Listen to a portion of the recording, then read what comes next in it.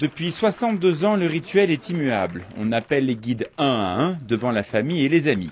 Puis les piolets et les cordes sont déposés devant le curé pour la traditionnelle bénédiction. À l'origine, les fêtes des guides étaient faites pour que les caisses des sociétés de secours se remplissent. Ça, c'était entre les deux guerres, entre la guerre de 18 et la guerre de 45.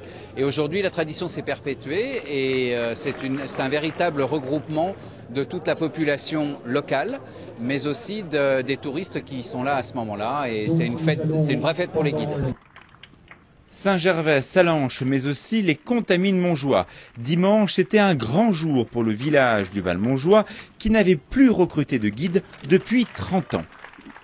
Déjà, nous, quand on commence, qu'on est un jeune aspirant guide, on est content d'avoir un petit peu des modèles, d'avoir des points de repère et de rentrer un peu dans cette famille parce que justement, je trouve que les anciens guides un peu plus âgés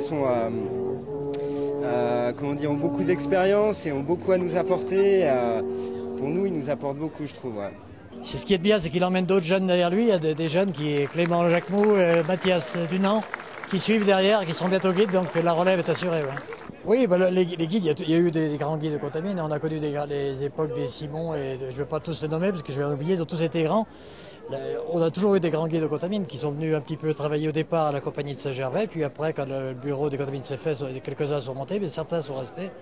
Comme mon frère qui était guide est resté à la compagnie de Saint-Gervais, mais était quand même originaire des Contamines. Une grande fête car les guides sont bien les derniers gardiens du temple.